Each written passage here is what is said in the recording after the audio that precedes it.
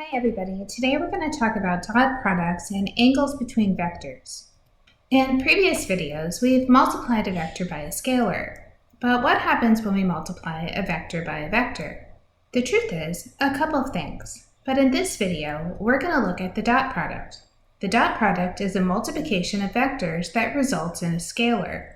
Given the vector u is x1, y1, and the vector v is x2, y2, the dot product uv is x1 times x2 plus y1 times y2.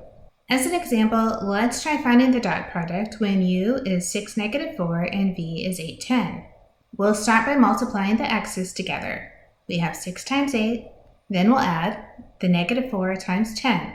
This gives us 48 plus -40, which is a positive 8.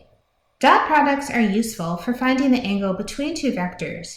Given two vectors u and v, the angle between vectors can be found using the formula cosine theta is u over the magnitude of u times v over the magnitude of v, where theta is the angle between u and v.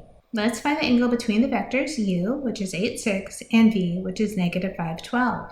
We'll start by bringing back our formula. Cosine theta is u over the magnitude of u times v over the magnitude of v. Then we'll start finding the pieces of the formula. I'll start by finding the magnitude of u. We'll find the square root of 8 squared plus 6 squared, which is the square root of 100. Luckily, that simplifies to an integer, which is 10. Let's try the same thing with v. The magnitude of v will be -5 squared plus 12 squared. When I simplify that, I get 13. Next, let's find our dot product. U times v is 8 times -5 plus 6 times 12. That gives us -40 plus 72, which is 32. Now we're ready to look at cosine theta.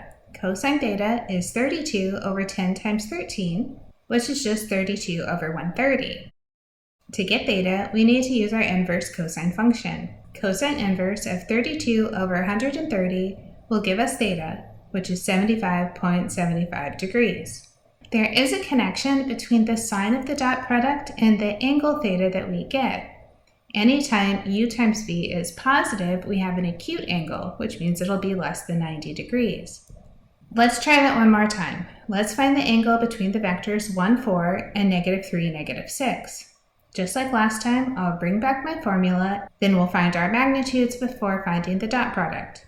For u, I have the square root of 1 squared plus 4 squared, which is the square root of 17. When I move on to v, I have the square root of -3 squared plus the square root of -6 squared. That simplifies to the square root of 45.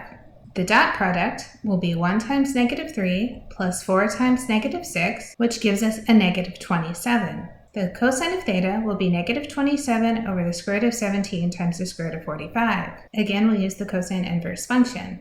The cosine inverse of -27 over the square root of 17 times 45 gives us an angle of 167.47 degrees. Notice we had a negative dot product and we have an obtuse angle. As a quick summary, when our dot product is positive, our angle theta will be acute. When our dot product is negative, our angle theta will be obtuse. And when our dot product is 0, theta will be a right angle.